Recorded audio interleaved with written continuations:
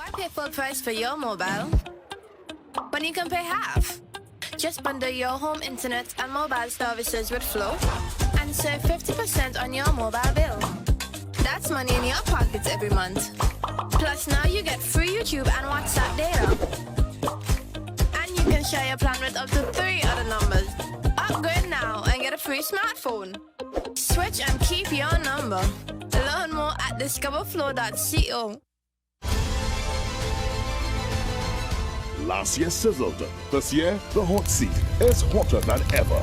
Join your host, Crystal Riviere, as she asks the hard-hitting, no-nonsense questions of the public officials and the news-making personalities. She'll ask all the burning questions. Catch the hot seat every Wednesday, 8 p.m. right here on Hot 7 TV. The hot seat. Can you stand the heat? A young man from Bagatelle is jailed. Calls on the public to not stigmatize his steel accidents along the Bexar Highway.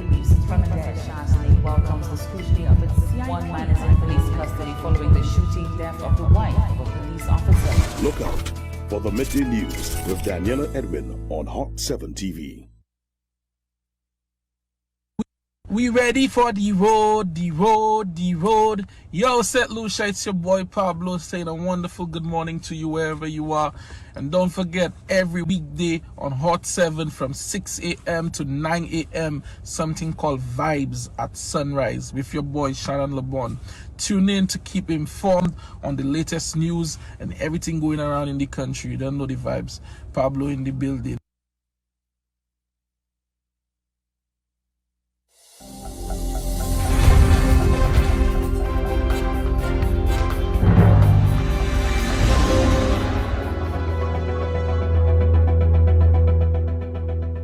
Good morning and welcome back. 23 minutes now after 8 o'clock. We're going up until the hour of 9 and we're standing by to connect with Dr. Ernest Hilaire, who is the Deputy Prime Minister. He also holds the portfolio for tourism, investment, creative industries, culture and information here on St. Lucia. I must inform you, our viewers and listeners, that Dr. Hilaire did connect with us as per the scheduled time of 8 a.m. today.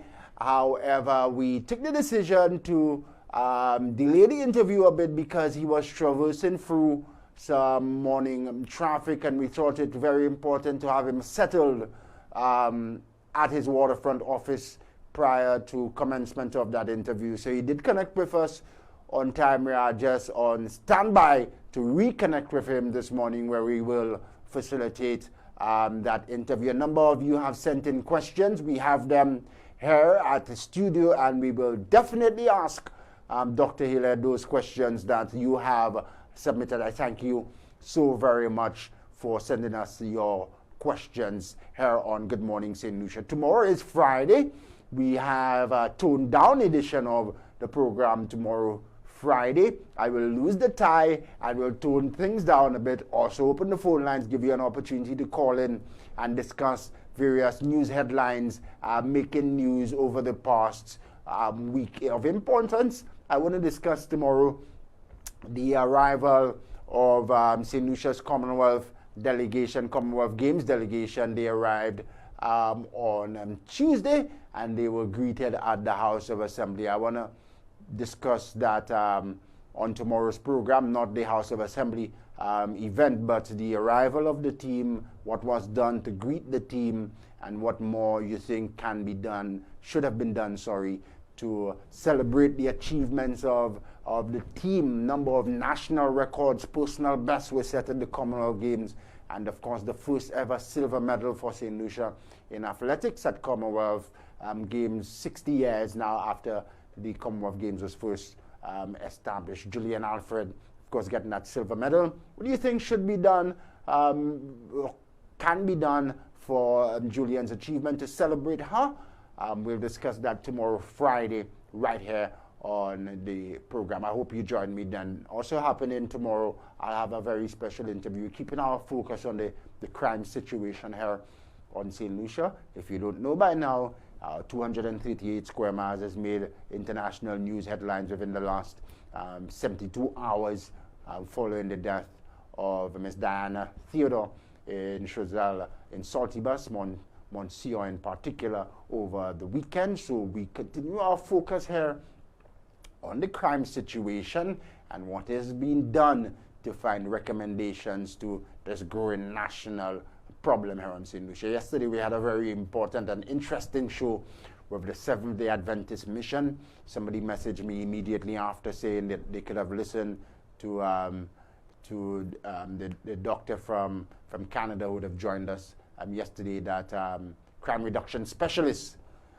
They could have listened to him for another 60 minutes. So good reviews from yesterday's program. Perhaps you want to take the opportunity to join us tomorrow. We will discuss that program and other matters which made the news here on St. Lucia this past week. Let's try again to connect with Dr. Ernest Hilaire, 28 minutes after the hour of 8 o'clock. I was really hoping to utilize the full hour to discuss various pertinent matters of national interest with Dr. Hilaire. We've lost some time of no fault of ours or Dr. Hilaire himself. However, we are now trying to reestablish contact with Dr. Ernest Hilaire, St. Lucia's Deputy Prime Minister, who holds the portfolios of tourism, investment, creative industries, and culture and information as well. I'm told that there was heated exchanges yesterday on Tuesday in the Parliament chambers. Dr. Hilaire is also the leader of government business in the lower chamber of the House of Assembly. He's on now, connecting with us. Dr. Hilaire, good morning. Thanks for agreeing to come on, and thanks for waking up early. Thank you very much, sir. Well, I'm already in my office. Yes. I'd have loved to be in the studio with you, but of course, as you can understand, sometimes it can be a little challenging to be on this early in the morning. But I'm still delighted to be able to join you. Thank you so very much. A lot to discuss. Let's start off, sir, a little over a year now since you assumed the reins of government following the general election, you and the Saint Lucia Labour Party. Your assessment, first to begin, on the performance of the administration thus far, and I want you to base it against the promises made to the people of St. Lucia. Well, I think we're very happy with where we are after 1 year. We assumed the reins of government after, St. Lucia had gone through an exceedingly difficult time with the COVID pandemic. Of course, not just St. Lucia, but globally it's a pandemic. And there were tremendous economic and social challenges during that times. And we came into government with the people of St. Lucia having some very high expectations, some very, high demands, because they felt they had been let down by the previous government. They felt they had not really gotten the kind of attention and care. They've heard of hundreds of millions of dollars being borrowed, over $800 million to be specific. And a lot of people were disappointed, but also to a lot of people felt they will be ill-treated in the country. There was a gross disrespect for the citizenry. The language that was used, the backing dogs, the jackasses, the tone of governance was one where a lot of people felt, very offended by how government was being conducted. And of course, the widespread allegations and the stories of how our finances of our country were being managed, and people really turn out in numbers to show their displeasure and wanted a change. They wanted a change in tone of how the country is governed.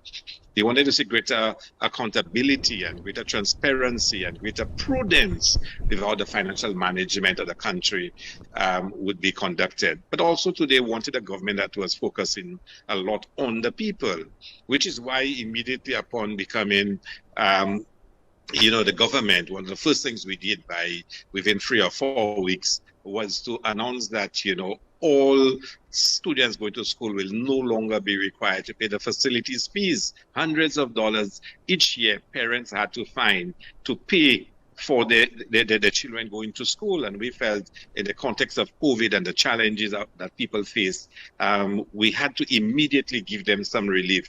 And we did so. I mean, almost 15,000 students benefited. If I'm wrong, I can be corrected. Immediately with that decision, We also put in millions of dollars to help students with back-to-school supplies. I know in my constituency, I helped almost 500 students either getting uniforms, books, shoes, bags, whatever they needed to assist parents. Again, we recognize the challenges that students would have faced. By December, we announced that we were going to pay the fees for CSEC, for Master in English. At the time and given economic situation, we could not have done it for every subject, and we're hoping we can increase the number of subjects being offered. And immediately, we offered to assist parents, again, knowing the difficulties and the challenges that they were facing. We also had to take some immediate action to stabilize the economy. There had been massive borrowing for the previous under the previous government. Just for COVID alone, over 800 million was borrowed. And since 2016, over $1.2 billion were borrowed. And we really did not have any more space to borrow, and we needed to just stabilize the finances of the country. And we have sought to do so. I mean, a simple thing like restoring the export of bananas to England. The banana trade had died under the last government, despite the promising they would have shipped bananas to France and expanding banana production and export. Nothing happened. And we've worked so hard in the last year to resume the banana trade. We're now exporting 2,000 boxes a week. And we're hoping we can go up to 10,000 boxes a week, because we all know the importance, despite the decline in the banana industry, how significant it can be. We've had to deal with a number of other issues, other sectors. If I give you a whole litany of all the things we did, it will certainly take up most of the time. In my own ministry, I know we immediately focused on tourism. Tourism is the lifeblood of this country. And the last government, and I must give them credit for it, had started a process of reopening and jump-starting the tourism industry. And quite a lot of work had been done by the last government in trying to get the industry back, fully functional. When we came in, we gave immediate attention to that. We felt some of the things they did, we had to do it differently. We felt some of the things they did that were good, we were going to continue to do it. And we felt we had to do new things. And I can tell you, since July last year, the numbers for arrivals in this country has been phenomenal, really, really phenomenal. And it continues up to today. We took the bold decision to have Carnival, despite many people condemning myself and the government for wanting to have Carnival. We thought it was the right thing to do. We did it. I think it was a tremendous success.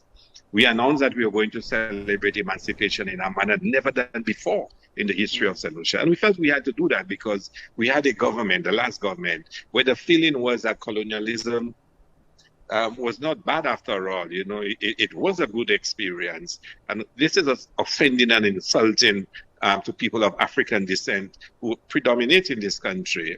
And in a sense, we had to correct some of those historical misconceptions that was being promoted by the last Prime Minister. And you could see what we did put on. Investment is starting to come back in a big way in St. Lucia. We've had to meet with many investors, correcting some of what was done in the past and initiating new dialogue. So a lot has been done. It's been a very exciting year, a very intense year. We've tried to focus directly on helping people to make their lives better. We've changed the tone of governance in the country to try to lessen the division and tribalism. It's not easy to do. It continues, but we're going to continue to work on it. And we've tried to put people first. I thought it important, Dr. Hilaire, to allow you unimpeded to present your assessment of the performance in the first 13 months, and you did just that. To be fair, you acknowledged the work of your predecessors in jump-starting the tourism industry.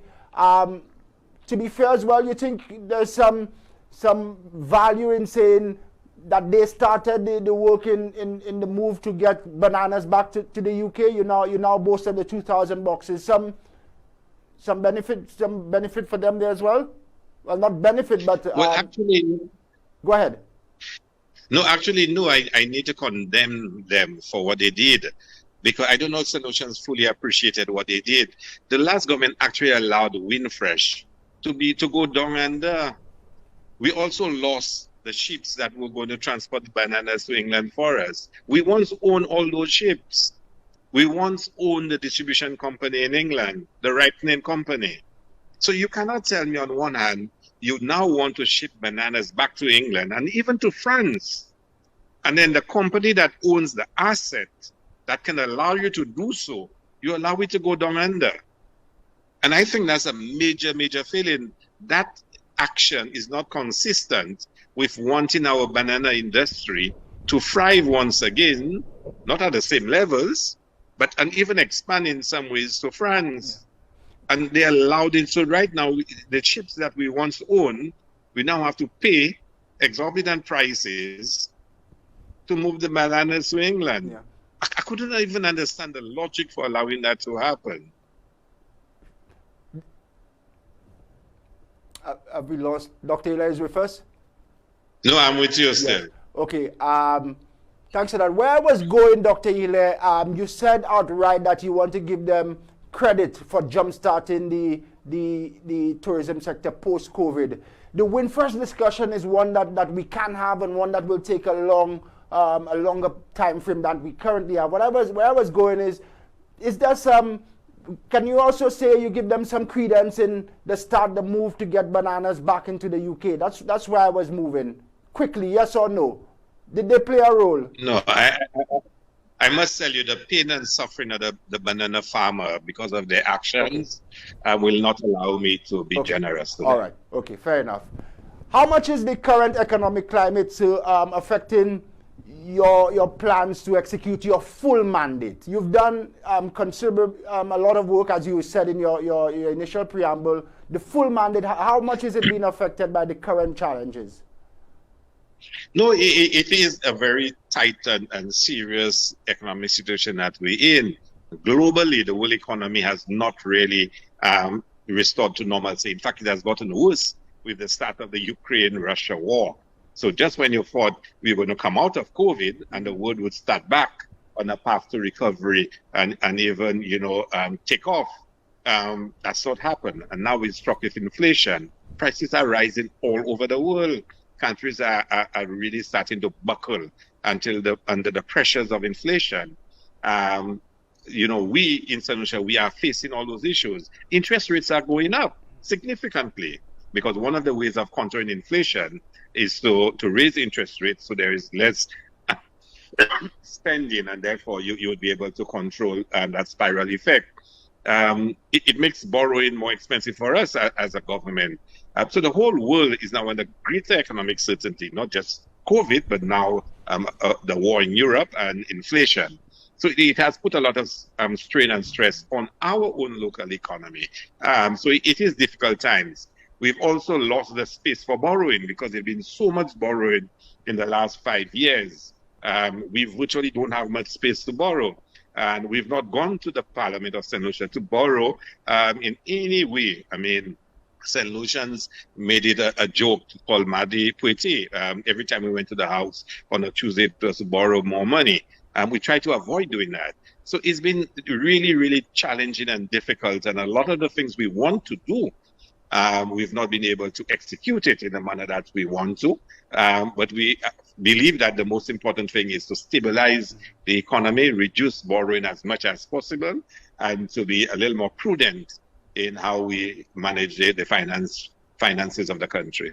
Dr. Hilaire, for the appreciation of our viewers and the ordinary man, you haven't gone to the Parliament to borrow as frequently as the former administration. But I think it's correct to say that there has been instances where you've gone to Parliament to borrow, and you didn't, I think, you didn't intend to misspeak. Well, I mean, we've had to go to Parliament. There have been a few loans that were put in place with the World Bank, the CDB, and those were before our time. And in review, we believe they were still necessary. Support in the fight against COVID, and a couple of other instances, investment in unlocking the blue economy of the Eastern Caribbean and Saint Lucia in this case. So there are things we've continued. We believe they started even before the last government, and they themselves were very tardy in dealing with some of those issues. So borrowing is necessary for a government. When the last government came in, the Prime Minister then had said he's going to lead a government where they will not be borrowing money. And we told him this is nonsense. All governments borrow, including the United States of America and China. All governments borrow. But you borrow for investment and out of necessity, and you're very prudent in what you do. So yes, you're right. We will have to go to Parliament to borrow. We must go and borrow. But we want to assure the citizens of St. Lucia that when we do so, we'll give them sufficient explanation as to why we're doing it and for what purposes. So I, like many St. Lucians, we don't operate in silo and our heads aren't stuck in the clouds somewhere. Yourself, I know you have an appreciation of what's happening on the ground with the crime situation. How much is crime going to affect your efforts to drive greater investment in the country and to stabilize the economic environment? Well, I think let us think beyond crime, the concept of just crime. Think more of citizens' security, citizen safety, because we need to think of it in a broader sense. When one speaks of crime, we kind of become very limited and start formulating responses that are law enforcement. When we start talking about citizens' security, citizen safety, we recognize it must be beyond just the criminal justice system, beyond just law enforcement. And I'm one in particular who favor that, yes, we must have the robust law enforcement framework. We must have very tough police in action, but we must also have some very deep, sustainable, persistent social interventions to assist persons who might be predisposed or persons who might be involved in social deviant activities, whether it is crime, whether it's just, rebelliousness or whatever it is. And that's important because as a country develops, you want your citizens to feel safe in their own geographic space, in their communities, on the beaches, on the roads. You want investors who are coming in to know that they're coming into an environment where there is a thriving business sector, thriving social space. And that's important. When you have visitors coming into the country, they need to feel safe when they come into the country. And it has been shown universally that having that kind of environment where citizens and visitors feel safe and secure is the best for national development. And is a constant challenge for us in small island states to have to be facing some of those crimes. And some of them are modern versions of criminal activity. Things we never knew in our small islands have now been imported. And of course, we now have the deadly plague of guns on the street. We don't manufacture guns in St. Lucia. They come into the country. In the old days, you had fights and people would use fists and fight, maybe a cutlass, a knife, whatnot. Now we have the deadly weapons of real, destruction. And too many conflicts and too many disagreements are readily and easily settled through the use of guns. And that has added a new specter over us and a deadly shadow over our country. And we need to work on it. We need to work on it with stringent, legislation, with tough police in action. But we must also work on it with a very aggressive and persistent program of social interventions. Thanks. You've gone to the Parliament, sir, with amendments to the Firearms Act. Speak to us about the importance of that move and can stronger and tougher penalties for firearms, illegal firearms, can that alone work? No, like I just said, and I think what I just explained to you is to find the right balance. At the same time, we went to Parliament for tougher laws on the possession of illegal guns and other associated actions. We also passed the bill dealing with the youth economy, which is about creating opportunity, creating hope, and giving our young people and generally the majority of our society an avenue for constructive and productive activity. So that clearly says to you, we don't believe that just having tougher laws is the way forward.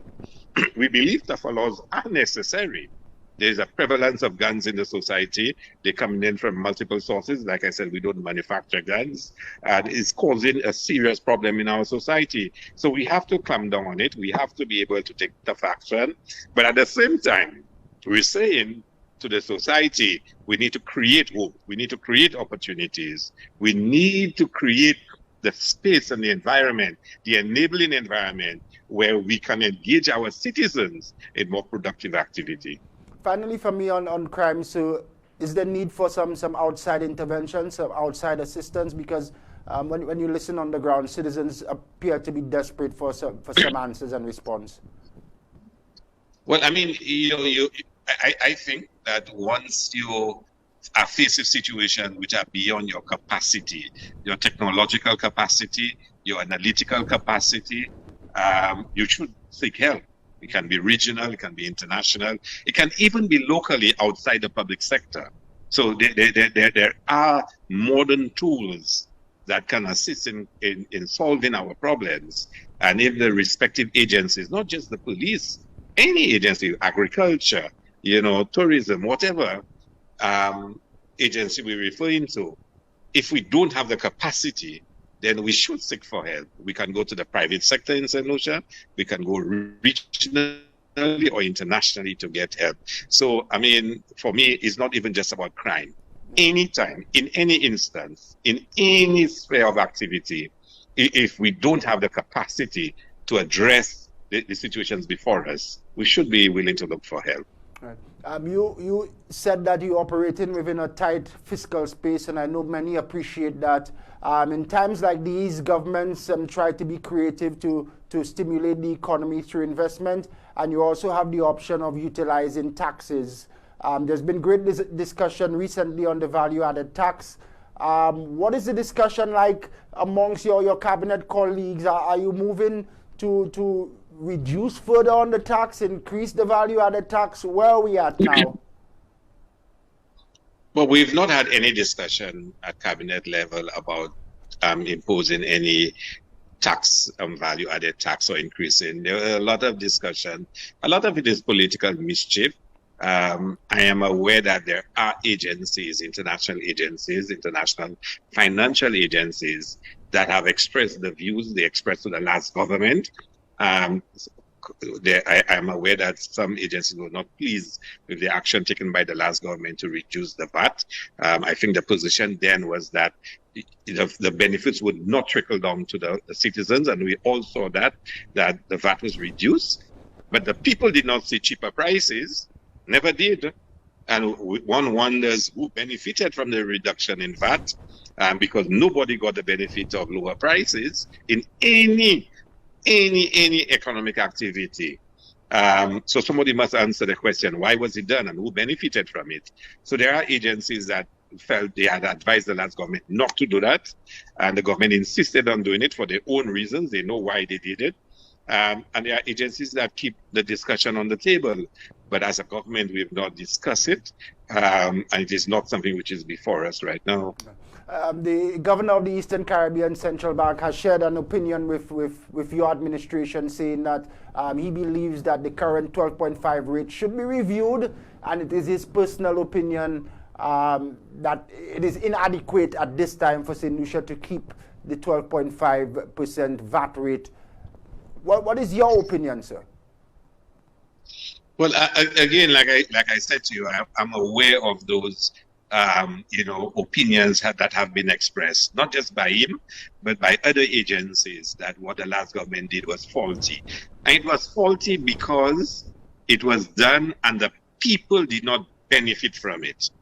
So we had a decline in revenue because the VAT was decreased and the people did not get the benefit. No prices went down. No more economic activity took place because of that.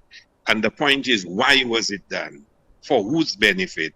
And there are people that say that it is too low and maybe it should be increased. There are different opinions being expressed. I cannot tell you that it is something that I've even reflected as an individual, intellectually or even politically. And I guess we will continue to hear the opinions of different agencies and people and hear what they say. Our most important issue now is to ensure that the economy is stabilized, ensure that we can reduce the deficit so government can have more money to spend on capital projects and on improving the lives of the people of St. Lucia.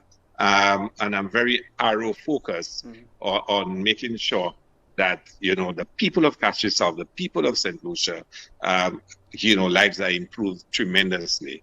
What are some of the policy interventions in the pipeline in the immediacy which will do just that? Well, I mean, put it that way, the Prime Minister is the one who's best suited to make those official financial policy initiatives. But I can tell you, the work that we are doing now to improve the lives of fishers, to improve the lives of farmers. Only Tuesday in Parliament, the Minister of Agriculture made some announcements about support that will be given to our farmers to increase their production. The efforts we are making to improve the export of, say, for example, sea moss is another very exciting initiative. The monies that have been put in the budget to increase the production of cocoa is another exciting initiative. A lot is happening in agriculture. A lot is happening in education. You look at across the sectors, health. We made some bold announcements about health and what we're going to do in health to return to a universal healthcare system, and that we are going to once again be taking certain actions over the next few weeks to start bringing some of those benefits to people directly where they can have access to medication. As a parliamentary representative, I can tell you, I get so many demands from my constituents to help them purchase medicines and for them to be able to get medical care. We need to address that to make the lives of our people better. In sports, trust me, there's going to be exciting days ahead in sports. In my own ministry, the community tourism initiative that we announced and we passed the bill in Parliament. Very soon, we'll have the launch of the program. I mean, there's so much excitement for all the communities in terms of community tourism and what we plan to do. I know it's going to be exciting. In terms of the creatives, we've really, started creating a new vibe, a new feeling in the creative space, and our own plans to set up a creative industry. The youth economy bill was passed through Parliament, and the institution has been set up now. I am uber excited about the youth economy and what it offers to our young people, the possibilities, the hope for our young people. And I think, slowly you will see all those initiatives being, launched and unfolding. I think we're getting a little more comfortable now in terms of the economy. We got it in a very bad place. Government payables was about $170 million, and government payables basically is monies below the line, monies that government owe people, for services and goods delivered that had not been paid. How much have you been able to reduce it by, sir? I cannot tell you the exact figure now, but the last figure I had seen, it had probably gone down to just below 150 million or so. So government is slowly bringing it down. We also had some huge contracts that were given to repair roads. I mean, almost $200 million was spent in finance contracts to build roads ahead of the election in an attempt to win the election. I'm sure in an earlier life, you might have been aware of some of what was going on as it relates to road construction in this country. There was a thinking that if you repaired as many roads as possible, the election would be won. But then you had agreements where you had to repay those loans within 5 years.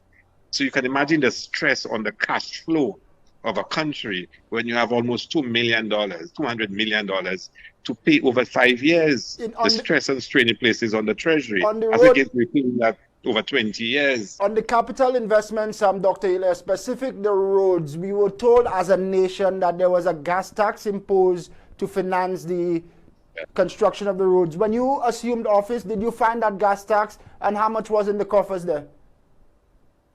There was no money in the coffers that I'm aware of. Okay, let's take in a few questions from some people who have sent us questions via our email and social media platform. The first one quickly reads, why is the CDF more focused on grandeur events rather than grassroots initiatives seeking to sustain and support cultural and arts practitioners in various communities and the country? Well, I don't even know that's an accurate statement. We came out of COVID, and when we came into government, we came out of COVID. You probably would know when I announced we were going to have carnival, people, certainly the opposition roasted me. They predicted that hundreds would die in St. Lucia, and I was going to be irresponsible as a minister to even dream of having carnival. And then we were saying we were going to have vax mass. vax masks, and they really went after me for that. Of course, as the Omicron virus became more prevalent, we decided we were going to have carnival in its normal way. But Dr. by then Hilaire, it was way too late. Doc, don't let me, apologies, it's not my intention to interrupt you, but I think we just need to take a 2-minute break. Technicians, management, we must give some extra time this morning, please, if possible. The Zoom, we just need to reconnect. There is a message which has popped up on screen, Dr. Hilaire, covering your image, saying that we must end and reconnect via Zoom. So please bear with us. Just 2 minutes, we'll reconnect with you, sir. This is a live program here on Hot 7 TV. Good morning, Saint Lucia. Vibes at sunrise. We're speaking with the Deputy Prime Minister, Dr. Ernest Hilaire, who also has the portfolios of tourism and investment, culture, and creative industries. We'll try now to reconnect with that interview here as we're quickly running out of time. I know there are several questions that you want asked and answered here in St. Lucia, so hopefully Dr. Hilaire reconnects with us. Wasn't my intention to abruptly interrupt Minister Hilaire. However, we had to interrupt the interview because the Zoom link was indicating that we're about to end and we just needed some more time on the Zoom. So Dr. Hilaire is still with us. Is he? This is live TV here on St. Lucia. I know a number of you have tuned in via the Facebook platform as well. I will try using my Flow handset to just indicate to Dr. Hilaire that he can reconnect with us. It was no intention to abruptly end the interview or to abruptly interrupt him. However, you saw the graphic come up on screen from the Zoom indicating that we're about to end abruptly. I think it was important to just restart, allot us some more time. So if Dr. Hilaire is still viewed in via the Facebook, can just reconnect with us right now. If you are close to Dr. Hilaire, you can just alert him that he can reconnect. I'll use my Flow handset to try to do the same very interesting discourse with the Deputy Prime Minister. So far, a number of questions continue to come in via the social media platform and also via our email as well. So allow me to just send this quick message via my Flow handset to Dr. Ernest Hilaire, the island's Deputy Prime Minister. We've touched on issues of crime. He's spoken on the current economic climate. He's also spoken on the value-added tax. He has spoken on the performance of the administration since assuming office here in St. Lucia almost 13 months ago. Hopefully we can continue that discussion in just a short while. I have indicated to Dr. Hilaire that he can reconnect with us via that Zoom platform. I was hoping that he is able to do so shortly. Tomorrow is Friday. It's a Free Up Friday here on the platform. There's so much more I know that we can discuss with Dr. Ernest Hilaire here this morning on the program. Really keeping our fingers crossed that we are able to do so. We thank you so very much for tuning in wherever it is you are tuned in from around the globe via the mobile app, here in St. Lucia via the Plug and Play, and around the world as well via the Facebook platform. I think Dr. Hilaire is just about reconnecting, so we'll stand by for that. Tomorrow, Friday, the 12th of August, Free Up Friday here on the show, your newest morning show on television. You want to join us for that Free Up Friday edition. We'll be discussing various matters which made the news and other matters of concern to you. I want to discuss of particular interest tomorrow, what can be done, what has been done, and what should be done to celebrate St. Lucia's 2022 Commonwealth delegation who returned home on Tuesday. They were hosted in the lower chamber of the House of Assembly when the Parliament met on Tuesday of this week. So we will discuss the general performance of the team and what you think can be done, what more can be done. We'll draw examples from across the the Caribbean on tomorrow's program. We will have to resume that discussion with Dr. Ernest Hilaire, hopefully tomorrow. Fingers crossed, we will keep you updated on that. The Honourable Minister has a meeting which he had previously scheduled for the 9 a.m. time. Premature end to the discussion. However, we promise you that we will re-engage the Minister, if not tomorrow, very early in the new week. Number of questions coming in via the platform. I know you are a bit disappointed that we did not have the full scope of the interview, but these things happen here on live television in particular. So we will close the curtains on this morning's program. A lot to digest from the first minutes of that interview with Dr. Ernest Hilaire.